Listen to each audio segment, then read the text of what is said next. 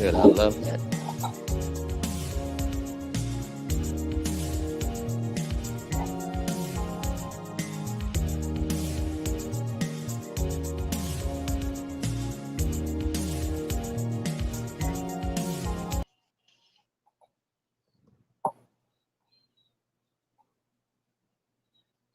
Mr. C. Hello, it is now 7:07 p.m. and a warm welcome to all of you to this week's edition of Community Conversation. Now, Community Conversation takes full advantage of remote technology to bring youth together with community members, leaders, and peers across the country. This 1 hour forum deepens connections and it provides discussions on a range of topics, including social, emotional issues, race and inequality, improving relations with law enforcement, post secondary education, and as you will hear tonight, careers.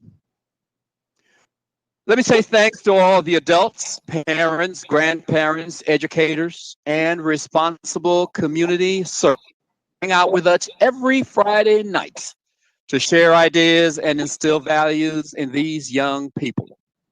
You are indeed making a contribution to your community. And for that, we just want to say thank you. Now, the period between September 15th and October 15th marks the first day of Hispanic Heritage Month.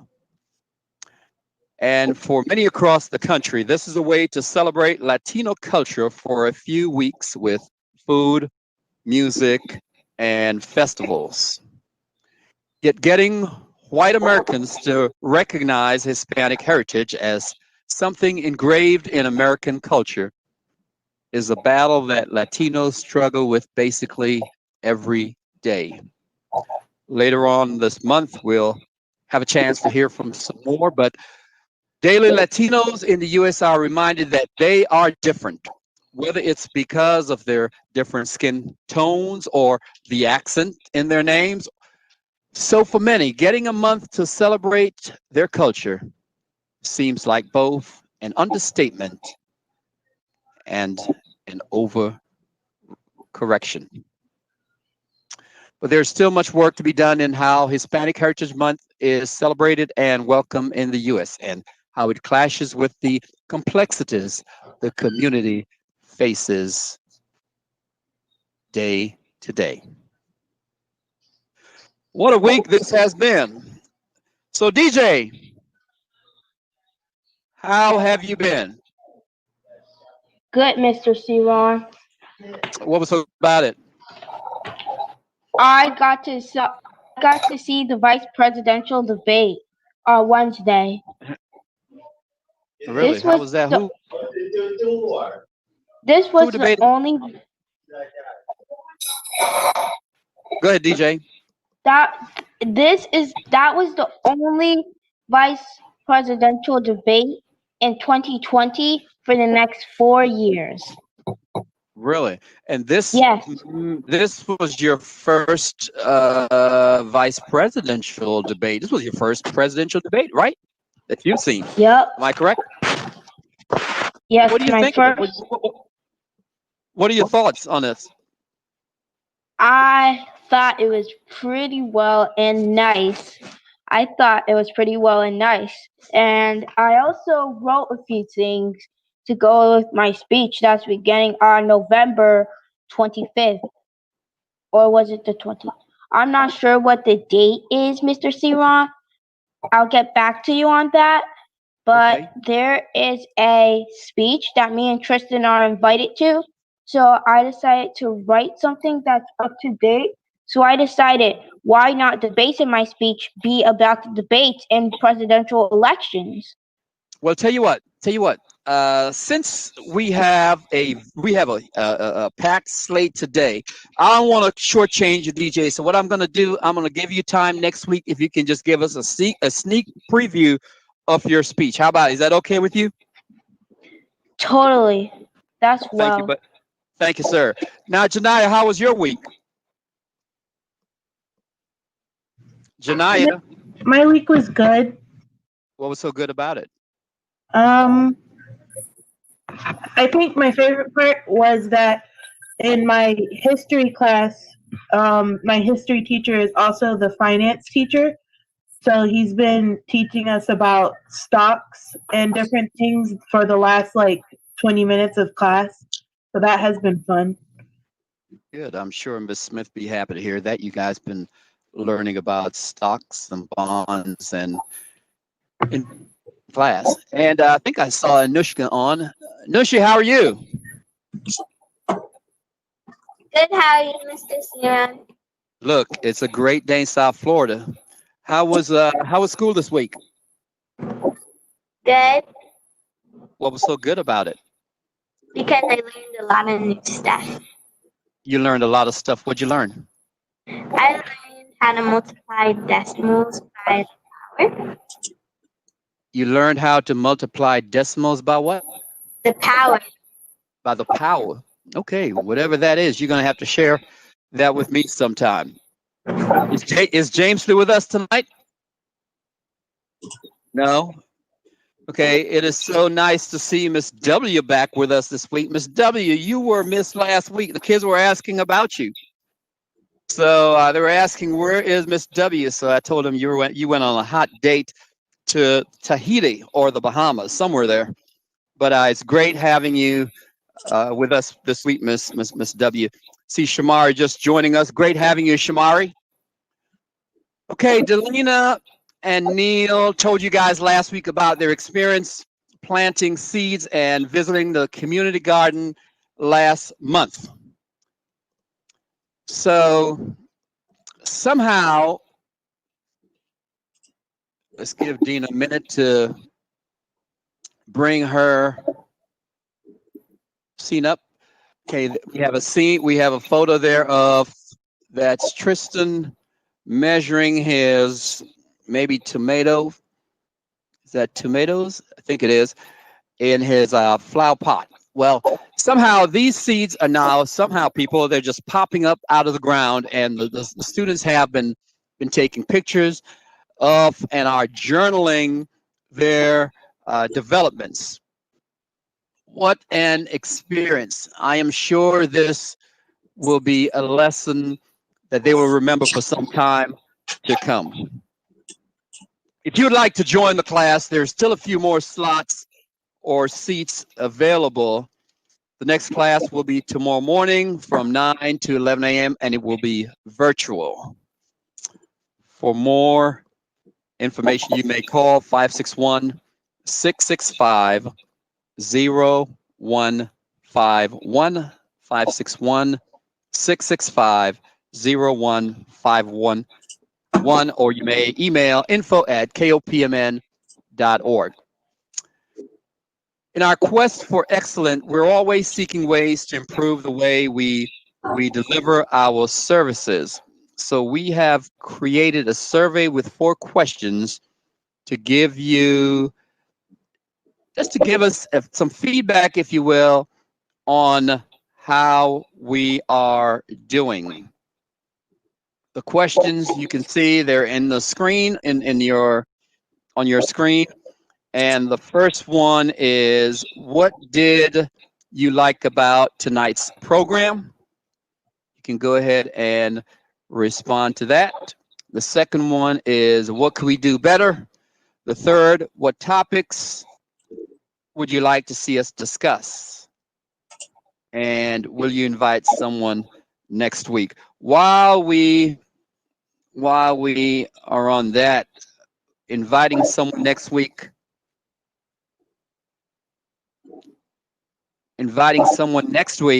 make sure you please share this link with someone, please, on your social media page. Please share this link on your social media page.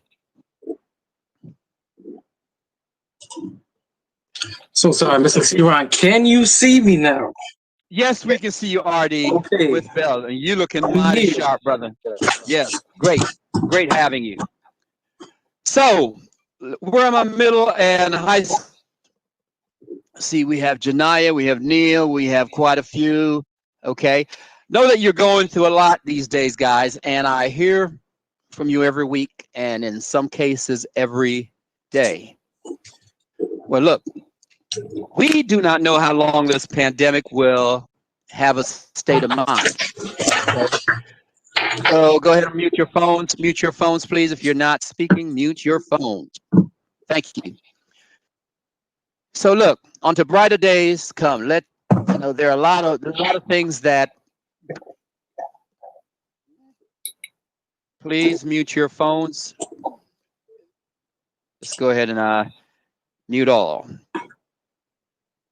Okay, until we see brighter days, folks, we're putting on, there are a lot of virtual workshops and summits being put on just to help you cope.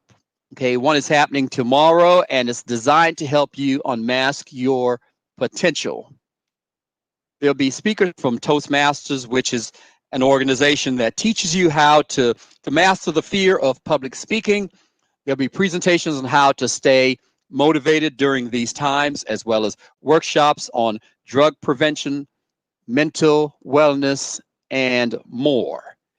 If you are interested in attending, which I highly recommend, go ahead and text TCIA. That's T as in Tango, C as in Charlie, I as in India, and A as in Alpha. TCIA to 888-111. Dina, put that in the chat for me, please. That's 888-111 to register. And guess what? You will also get 4 community hours for participating. By the way, that is being put on by your counterparts at Teen Coalition in Action. Okay. Let me just pause and welcome our friends who are joining us either on KOP Mentoring Networks or Boca Raton Tribune's Facebook pages. I learned recently that there are other organizations out there that are streaming us live. If you would like for us to get that info out to the public, go ahead and send that information and we'll be sure to make sure that it is shared with the public. So go ahead and send that again to info@KOPMN, or you can text it or send it to 665-0151. Speaking of sharing, again, will you do us a huge favor, please? Please share community conversation on your social media pages, please. This is the greatest compliment that you can give us. I see we have our man, my mentor, longtime friend, James T, with us. Thank you for joining us, brother, and thank you for your support and guidance through this project. Go ahead, Neil.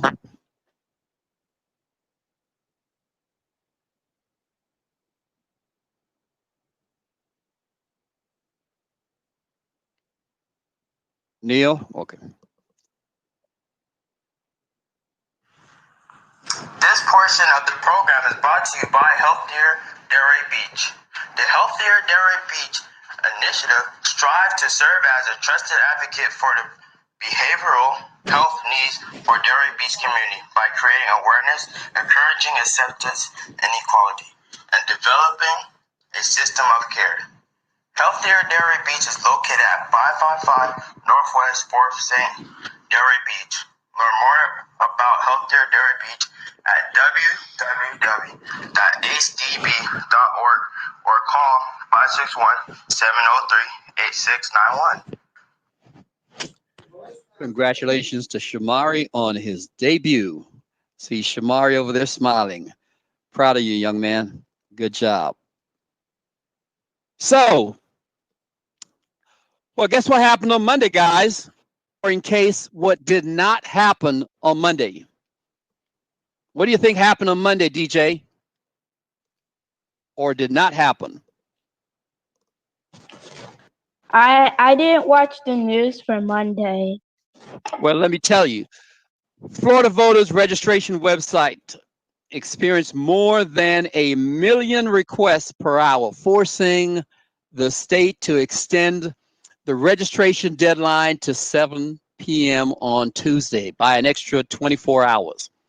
It appears that somehow around 5 p.m. on Monday, they had an extraordinary amount of traffic, about 1.1 million requests, John, per hour. And it flooded the site for about 7 hours till midnight, which created the bottleneck. To put things in perspective or give us some context, in the 2016 election, more than just under 10 million Floridians voted in the election. So in that, say, 7 hours, they had 1.1 million requests per hour. So let's say 7.5 million people registered in the last hours of Monday, plus those on Tuesday. And 10 million people voted in the 2016 election. So need I say more? Fortunately, this was the registration deadline, not the election day deadline. And to prevent this from happening and risk not having your vote count this year, please vote early, okay? But to tell you more about voting is Mr. John, who's with us. Mr. John, what do you have for us this week? I had to unmute myself. I have a very powerful, impactful video that I would like to share with everyone. So, Neil, if you could pull that up. I didn't understand how important the Black vote was until I would say President Obama's, when he was running for his first term in office. I remember my dad explaining to me, like, Black people have come out to vote in groves, and it's like, wow, our like one voice in multitudes can make such a big difference.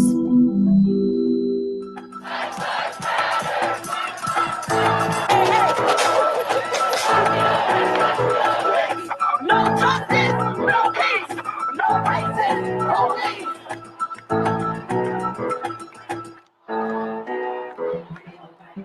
I feel like I'm going to remember 2020 as a year that brought a lot of pain, but it also brought a lot of awareness, and I'm hoping a lot more change. I've been spending the past week or two just like fighting and fighting and fighting. I'm tired.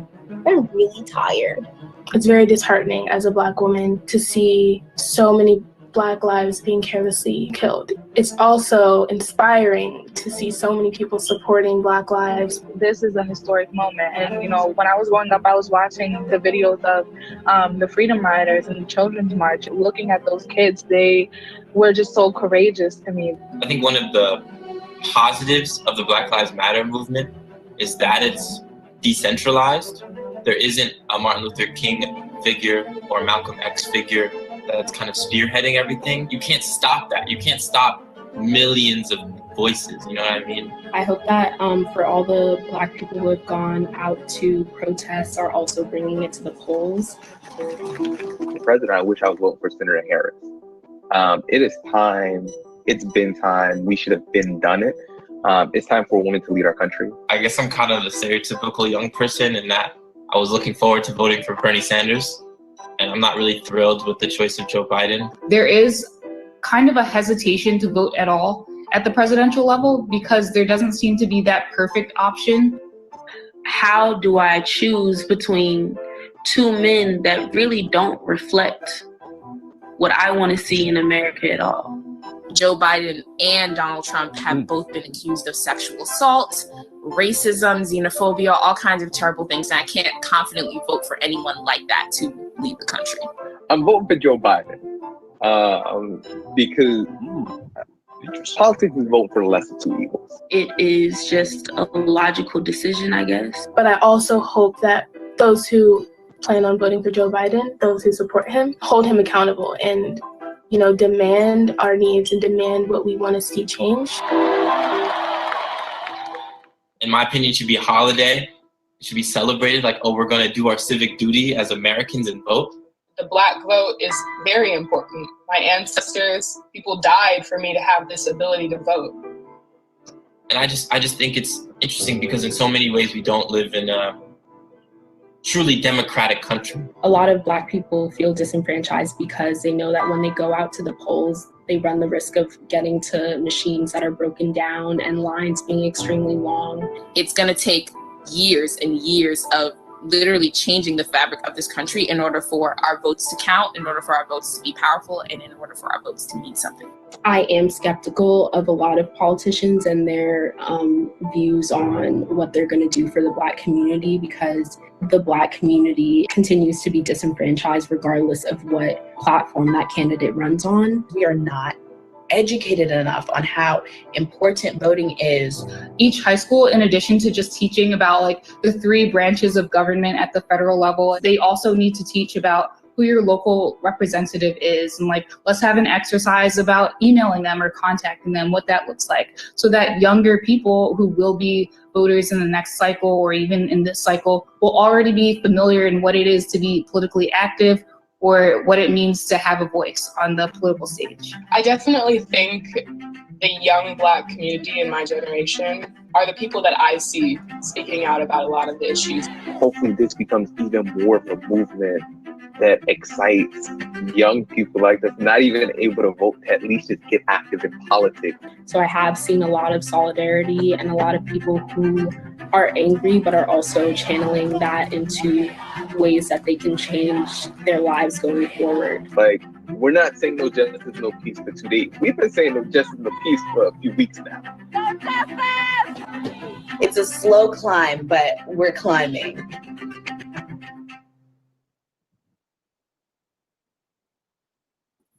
All right, as you can see, that was, everyone was what, 19, 20 years old. So these are young people that are active and active in not just voting, but social justice. And wanted to run through some dates really quick with you guys. So of course, the election is November 3rd. The deadline to request your vote by mail ballot is October 24th. It must be returned and received no later than 7 p.m. on election day. So my advice is, to go ahead and request your ballot and go ahead and mail it in. If you wait, then of course, as you can imagine, the post office and the mail probably run a little slow and your vote may not be counted. So the early voting period is October 24th through the 31st. And so again, encourage young people, first time voters, for our ones that are not old enough yet to vote, encourage your parents. Again, this is a big election. We've had one presidential debate, we've had a vice presidential debate.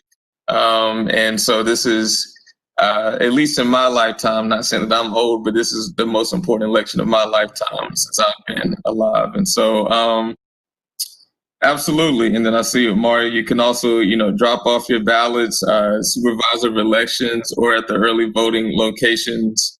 There's just so many different ways to vote. And so just make sure that you have a plan, and make sure you have a backup plan in case your original plan doesn't work. And a contingency plan too, John. Absolutely, John. Yeah, very interesting perspective from the young people, though. That was so interesting, and we definitely over the next couple of weeks until election, we are going to try our best to make sure we get more young people on to share their views. Thanks again, John.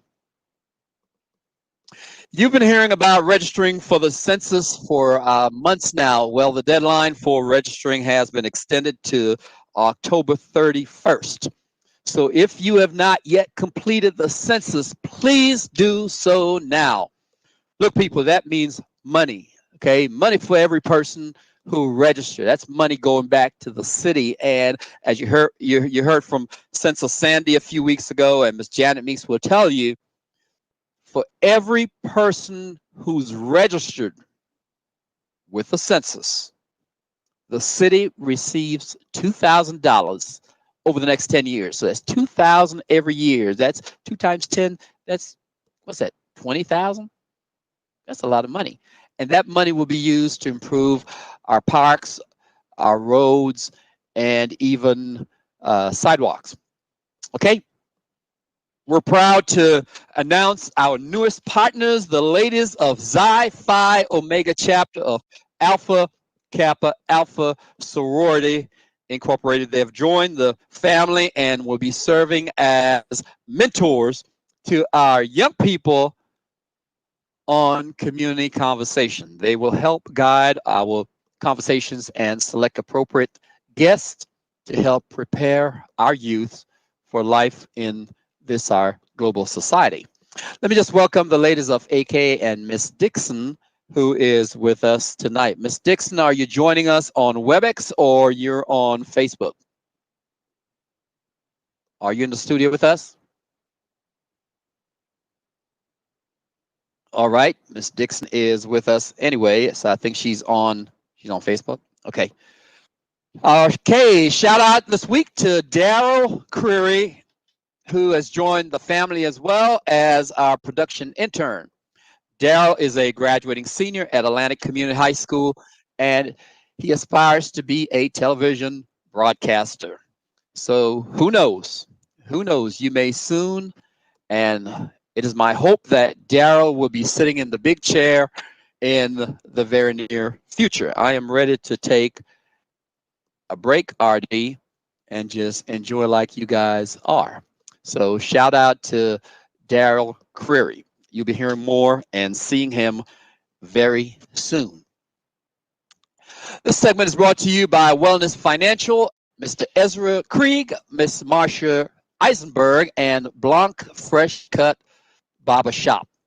For that new look, visit Blanc Fresh Cut Barber Shop at 704 West Atlantic Avenue in Delray Beach. Hey, look at me. That's where I got hooked up today. Blanc's been doing a good job hooking me up. Come to think of it, in a couple of weeks, back up, Dina, back up. In a couple of weeks, we will be broadcasting live from Blanc's Barbershop in Delray Beach. Again, thank you very much to our sponsors. Because of them, we're able to bring you community conversation each week. And as you interact with your friends and your neighbors, please, folks, please tell them to thank Healthier Delray Beach and to like them on their Facebook page, to like Healthier Delray Beach, as well as our other sponsors, Blanc Barbershop and Wellness Financial on their Facebook page.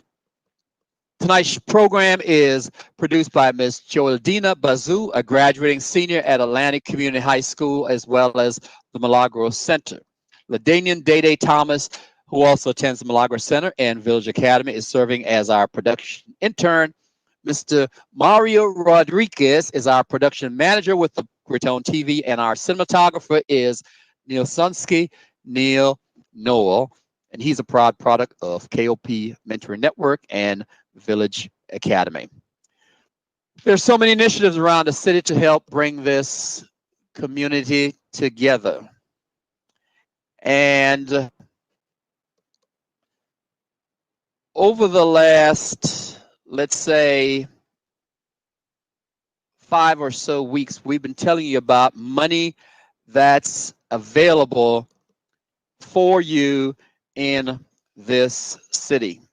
Money to help during the COVID crisis, to help with your light bill, to help with roof repairs, etc. And if you're interested, contact the City of Delray Beach at 243-7000. Ask to be transferred to the Community Improvement Department, and you will learn more about that funds that's available. Young people, if you're thinking about a non-traditional career path, and you notice I did not say job, okay? You will probably hear from your friends and even some of your teachers, and maybe even your own head would tell you that you can't make money or even find a job from doing so, okay? But take it from our next guest today, it is all worth it, okay? And it's worth it to make your crazy dream a reality. As you'll hear from them, people who take chances and have the confidence to step out of narrow career path and they're more likely, as you will hear, to make better decisions and to trust themselves rather than that dusty policy in the clinch when instinct and fortitude matters. Today we have with us 4 of the 5 guests that we had announced would be here today. Just before we got started, probably around 6 p.m., I received a text from Miss Caroline Coles from WPBF Channel 25. She's under the weather. She had to leave work early today, but she sends her regrets, and she will do everything possible, young people, to be with us next week. So you're going to have her to yourself next week to ask all the questions that, yeah, Anushka, I know you're kind of hurt and bummed out, but that's all right. She'll be here next week. Our first guest today is Miss Andrea Bacchus. She has an extensive career on the runway as well as on stage. Her commercial credits include Buick, Gucci, and Hard Rock Hotel and Casino. She was a police dispatcher in John Bailey's 1994 thriller mystery, China Moon, and she was a stock trader in Christopher Nolan's 2012 superhero film, The Dark Knight Rises, which is based on the DC Comics character Batman. And was also the final installment in Nolan's The Dark Knight trilogy, as well as the sequel to The Dark Knight in 2008. She's trained in radio, television, and audiovisual broadcasting at Connecticut School of Broadcasting. She's also a product of Michael Jock's TV and Film Acting School. Our second guest tonight is Professor Guillermo Antonio Amir, and he is a Daniel Hale Williams Professor of Biomedical Engineering at the Robert R. McCormick School of Engineering and Applied Science and Surgery at the Feinberg School of Medicine at Northwestern University. That's a mouthful. Professor, I'd love for you to see you tell people where you work sometimes, see how you break that up. Now, this brother is also a fellow of the American Institute of Medical and Biological Engineering, the Biomedical Engineering Society, the American Institute of Chemical Engineers, and the American Association for the Advancement of Science. Pretty heavy. Look, in a nutshell, this brother is an engineer, he's an inventor, and an entrepreneur. By the way, he has co-authored more than 250 peer-reviewed journal publications and conference abstracts, several book chapters, and more than 50 patents issued and pending in 9 countries. Our next 2 guests are 2 young men. I just love the ground they walk on. First one is R.D. Chapman, is someone whom I've been in his life ever since an early age, and I'm just so proud of this young man. Now, R.D.'s journey to where he is today is a story in and of itself. And we'll be hearing more from R.D. in the coming weeks on a segment titled Overcoming Adversities to Reach My Goal. He doesn't know this yet, but we already booked him to come back sometime in November or early December. And R.D., I'm going to give you an hour, entire hour. I'm going to be quiet and just let you tell your story during the 1-hour segment. He authored a book on that topic, trust me. After completing high school here locally, he began his professional life working in his father's business, Eyes on Delray, and has made himself an integral part of the company today. R.D. is an artist and is credited with painting one of the first public art displays at the former Delray Youth Vocational Charter School at Lake Ida Road and Congress Avenue. And finally, our final guest. After matriculating at the Bethune-Cookman University, which makes him a rattler or a wildcat? What are you, man? A wildcat or a rattler? I guess he's going to tell us he's a wildcat. Mr. Randall Strawn returned home to serve his community. He's a highly respected community servant here in Delray Beach who has been giving back in numerous forms. He's a board member. In fact, he is the vice president of Roots Cultural Festival organization, and by day, he is a code enforcement officer with the city of Delray Beach. On weekends, he can be found caring for the deceased and their bereaved families in his family-owned and operated Strawn and Sons Funeral Home. Thank you, lady and gentlemen, for being with us this afternoon or tonight. What I'm going to do is, Professor, I'm going to start off with you. You can you hear me? Yes. You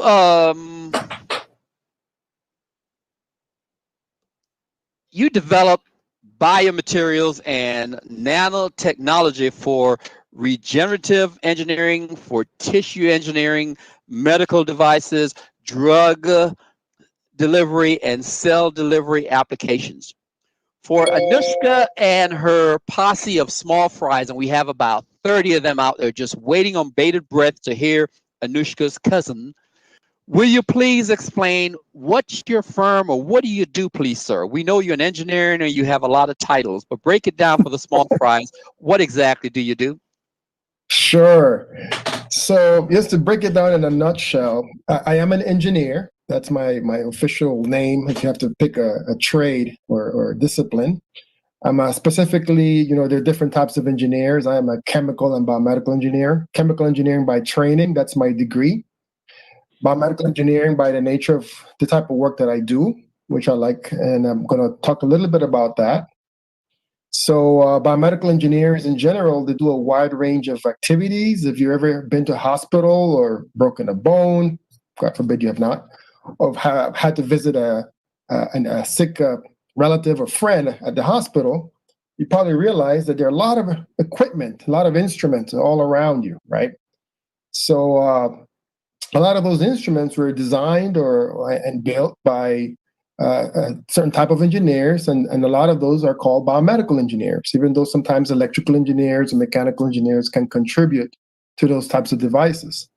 Now, when it comes to implants, things that have to go into your body, for example, to help that bone heal or help a particular organ function a little bit better, or maybe they have to, your bones broke and they need to realign those bones using screws and plates, that sort of thing.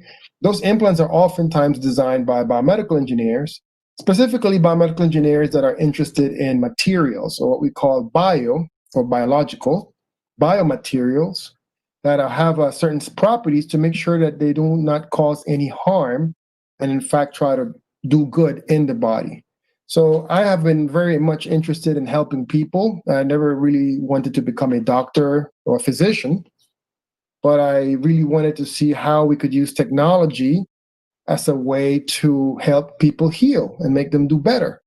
So with that said, I use my engineering skills to help design materials, make new types of materials or technologies, such as ways to deliver drugs in a more efficient way, or ways to help you, when you get a cut or you fall and you get that redness on your skin, that's a sign of your body trying to do something to heal. Sometimes you even bleed if you break that skin, right? But if you're relatively healthy, that bleeding stops. And then you start getting into a bunch of processes to ensure you kind of get some sort of a scar, right? Everybody's familiar with a scar. Right. So what we do in my line of work at Northwestern University is to ensure that instead of getting a scar, which is good in the short term because you don't bleed to death, and you can sort of go back to what you were about to do, right? Next, we try to get the body to heal through what we call regeneration, okay? So we want to have that tissue look as good as new, as good as new.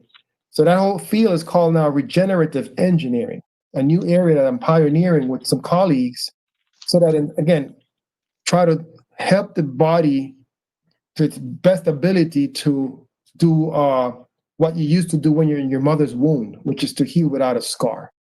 So that said, We use different skills, different techniques in the lab. We have chemists that work there. We have biologists that work with us. We work in close collaboration with medical doctors who are the typical users of these technologies. And we also want to hear from the patient and the community to ensure that whatever we're designing is suitable and appropriate for that population, right? At the end of the day, you want to make sure you're comfortable with what you receive as a patient. So in a nutshell, that's sort of what I do. We design technologies to really promote the body's ability to heal itself through regeneration rather than scarring. Okay. Ms. Bacchus is with us. She's having audio issues. So what I'm going to do is go ahead and log out, then come back in, and then we will get back to you, Ms. Bacchus. So, Randell, talk to me about the funeral business. How did you get roped into this, if you will? How did you get dragged into this? I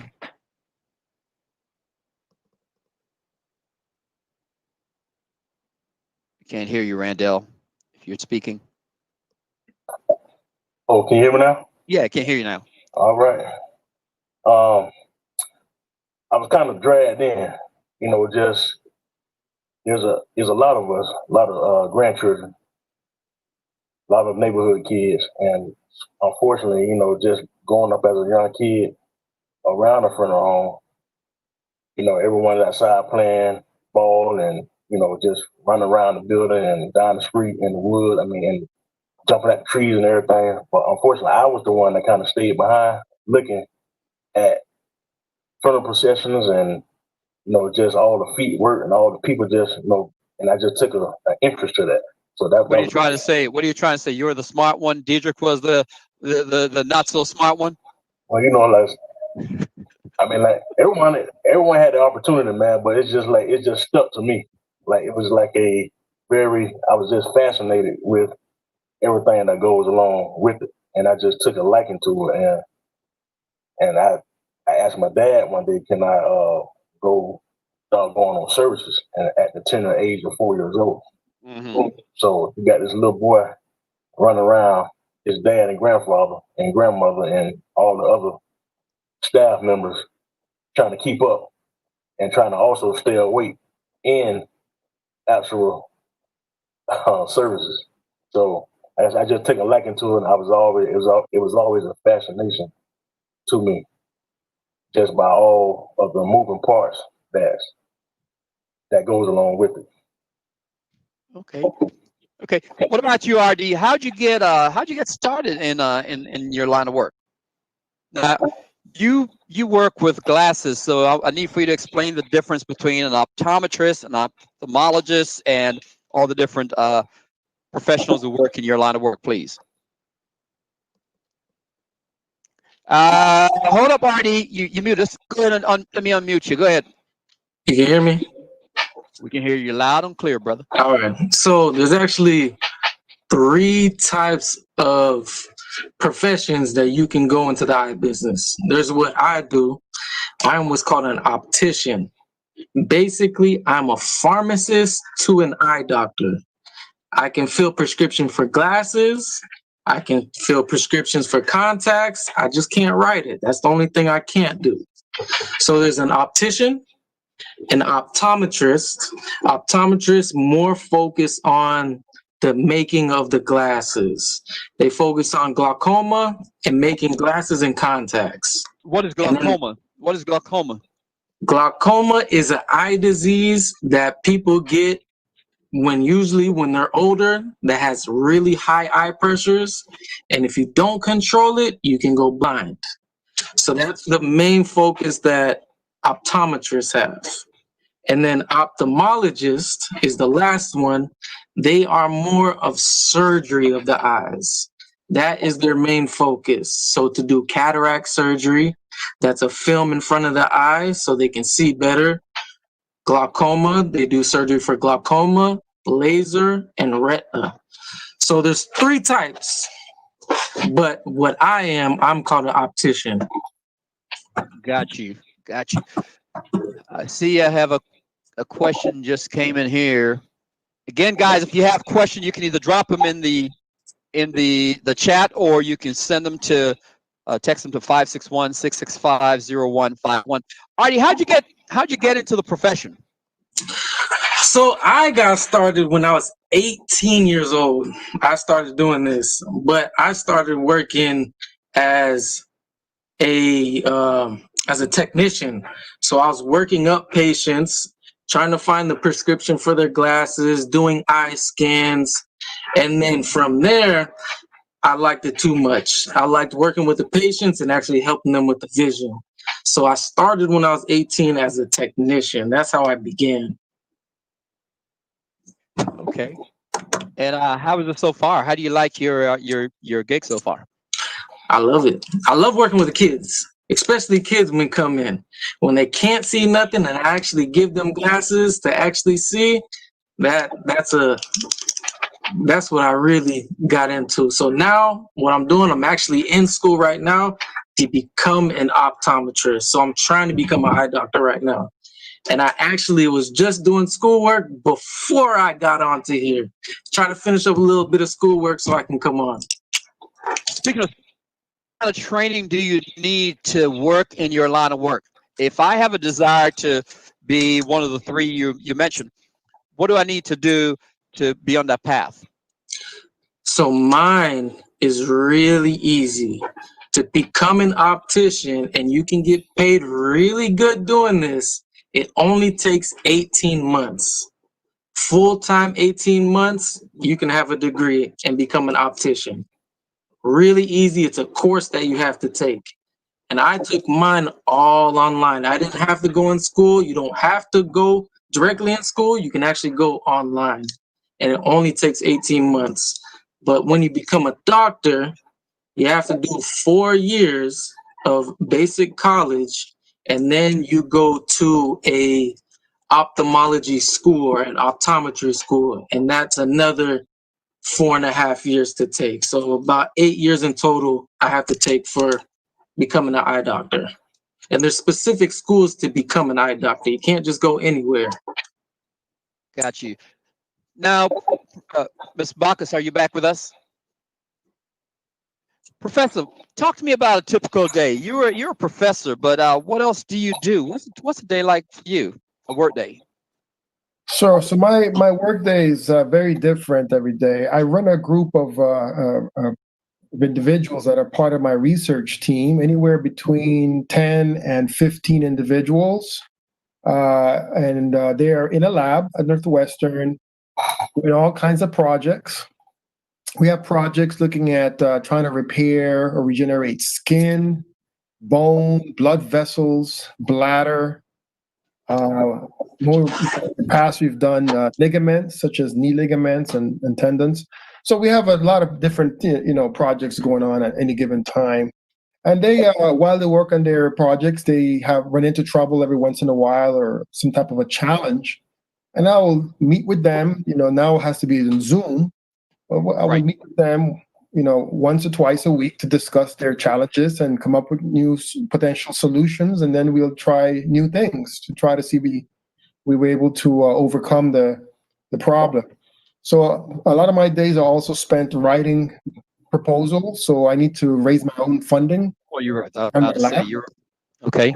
And that's a big part of my time. You get to think about my job is very independent. So Northwestern gives me the space for me to do my work. I also have to teach classes. I teach undergraduate students as well as graduate students. But as far as the research components, that is all my responsibility. So it's my job to raise the funding so that I can hire people to do the work. And while they do that training, they accomplish the different milestones for the projects. They are on their way to getting a higher education degree, such as a master's degree or a doctoral degree, which is known as a PhD as well. So there are different levels of expertise in the lab, different backgrounds, different age groups, all the way from high school students. Sometimes we have summer programs. This past summer, we had one online where we had high school students as well as a couple of undergraduate students help us with some of our projects. So my days are very, very different depending on what's going on that particular week. Okay, Randall. Yes, sir. Classes or courses should I take to prepare for a career in the funeral business if I have an interest? And while you're there, does your job require a high school, community college, or technical college, or even a 4-year degree education? Yeah, Tell us more about it, please. Yes, to become a licensed funeral director, you'll need a 4-year, attend a 4-year institution. That could be community college, state school, university.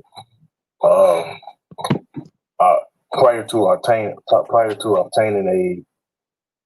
a degree, it would just be 2 years. But to become a licensed funeral director, you will need it's a 4-year degree. So. Okay. And also, I'll add to that, an internship is also required. Also, at any facility that is licensed to operate funeral service for the state of Florida. Okay. Okay. Now, RD, you have a question? Go ahead. Yeah, for Mr. Amir. Do you do anything with diabetes? Are you creating anything for diabetes to help the pancreas and insulin? Yeah, that question was for me, right? Correct? Yeah. So we have a project where we're trying to transplant islets, which are the cells that produce insulin to control your blood sugar, to treat type 1 diabetes. We have a project there. Also, when you have a lot of problems with your pancreas, you get a lot of pain, and the aspirin or ibuprofen, the painkillers cannot help, and you keep having this pain, they often have to take it out, right? So when they do that, they also take those cells that produce insulin to control your blood sugar. So they try to save those cells and then re-inject them back into your liver. And we're coming up with new materials to be able to transplant those cells in a different location so that they can survive and last a lot longer and function. So we do have projects in the diabetes area. Also, when you have diabetes, you often tend to get these foot sores or foot ulcers that can be very nasty and lead to losing your toes or even your foot. But we're also working on strategies to develop what we call regenerative dressings so that we can prevent the loss of the limb or the digit. And so we are working actively in that area as well. So I have type 1 diabetes. I'd love to work with y'all. Yeah. Happy to have you at some point. Randall, I have a question just came in. The funeral business can create high level of stress and anxiety, and correct me if I'm wrong, that's known as compassion fatigue. The viewer wants to know, how do you guard yourself against that? How do you guard yourself against anxiety and high level of stress? Thank you. Can't hear you, man. Stand by. Go ahead. Can you hear me now? Yeah, I can hear you. All right, great. You have to be built for this kind of profession. You have to be a people person. You have to be balanced. So, this business, the emotions, it can't really get to you. It can't really get to you. So, like, you have to be really compassionate individual. Your personality has to actually show that as well. So, like, you have to be kind of a balanced individual. Also, you have to be able to deal with a lot of personalities, emotions, attitudes, and actions. So that's why I say you have to be kind of a all-around individual, very balanced, because you don't know what week may bring. So you deal with a lot of emotions every week. Randall, in our research this week, I learned of a person who does the beautician. Y'all have a beautician in the funeral home business, and they do hair stylists, right? Am I correct? Yes, sir. Now, who determines the hairstyle the decedent gets? Well, the family usually determines what style they want their loved ones to wear. And you go off recent pictures or, you know, just current pictures while they was here, and we just go off that. We recommend or suggest bring a picture, a current picture of that individual, so we can kind of, you know, make it as natural as possible. So there's a little you need a little touch with that. You gotta have a little touch also. Yeah. What about the ones who want to hear, you know, say braided or you know, some of those jazzy styles? You guys do that too? Oh yes. What we may not do it, but you have someone who can do it. Yeah, we recommend who's ever like I said, it's up to let the family know they're bringing that particular stylist for that individual in, that male or female of their choice. They know just how that person wore that style. Ms. Backus, if you can hear us, let us know, please. We have quite a few questions coming in for the actress and model. I guess quite a few our young people want to hear from the actress.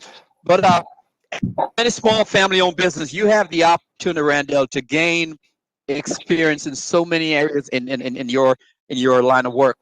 In addition to the planning and the arrangement of a funeral service, funeral director's tasks often include embalming and cremation. There's someone who's responsible for dressing, as you said, cosmetizing and casketing the decedents. Then there's someone who oversees the identification of the deceased, as well as remove any medical devices before cremation and after. It's a lot. You got to drive into the casket warehouse, as well as cleaning the coolers. There's a lot of gigs around the funeral business that folks have no clue about. Right. Is there an area in which you specialize, or are you a jack of all trades? Because I've seen you in operation before, and I think it's just a matter of when you'll be in a position around there where I'll be seeing Randell Strong, licensed funeral director, and you'll be doing what your granddaddy does on Saturday afternoons. So I'm saying, are you a specialist, or you're a jack of all trades? Well, like I said before, I'm very balanced across the board. I'm very balanced across the board from A to Z, one to whatever. So I'm something like my grandfather was. He was a jack of all trades. He handled it from sun up to sundown. How long has he been in the business? He's been in the business for over 60 years right now. Well, probably 70 plus years. Mm-hmm. So, like I was saying before, I'm kind of filling his footsteps. He was, like I said, he was jack of all trades from sun up to sundown and everything in between. So me growing up around it, just putting his coattail, putting my dad coattail, just learning all the tricks, all the trades, what to say, what not to say, the smiling and the hugging and kissing on the cheeks, the older ladies, like all kind of stuff. I'm just picking all that stuff up. So it's like, it was just a natural. As I got older, it was just more of a natural type, process for me, transition. So like, I consider myself, I don't want to say the man, but I can say like I'm very balanced across the board. Okay. I can fit in different areas of the business. Ms. Backus, I think what we're going to do is we're going to try to get you back at another time. In all fairness, we're almost out of time, and giving you 3 minutes to respond to these questions. We have quite a few questions here for you. Wouldn't be fair. So what I think we're going to do is just have you either with Ms. Coles next week or the week after. In fact, you both study broadcasting, so maybe great having you two together. Professor, we have a question here for you. I am a graduating senior in 12th grade in high school, and I have desire to be in the medical field. What you're saying sounds so intriguing. What do I need to do to prepare myself for a career in your line of work? Yeah, so you would want to probably look for a university, or if you go to two-year college, try to take the basic engineering courses during that time. And if you do a four-year college that has a major in biomedical engineering, That's one option, but you could also, major in chemical and biological engineering. So once you do those 4 years and you get your bachelor's degree, if you want to do research the way I do in an independent lab or at a university or in a national lab or at a company, you typically have to get a higher degree, either a master's degree, but typically a PhD. And a PhD is another anywhere from 4 to 5 years of learning how to do independent research before you're able to then either apply for a job in a research division at a company, for example, or in my case, as a faculty member at a university that does research. So try to find a 4-year college that offers a program in biomedical engineering or chemical and biological engineering that has some type of emphasis on biomaterials or medical devices, that sort of area. Okay, and folks, that will about do it for this week's edition of Community Conversation. Thank you again to our guests. Sure. I hope you learned something tonight that will make a significant impact on your young people. There's no greater investment that you can make on a Friday night. That's right. Than being with like-minded people on community conversation. I used to tell you that the best is yet to come. Well, it keeps getting better and better every week. You wait until you see the lineup we have for November and early part of December. Next week, we'll hear from the NAACP. I'm sure none of you guys even know what the NAACP is. But yes, we have a local chapter, and they do have, or they're working on creating a youth group. And we have another surprise for you next week. Again, tonight's show was produced by Dina Bazoo, a student at Atlantic Community High School, and LaDanian Thomas, our production intern.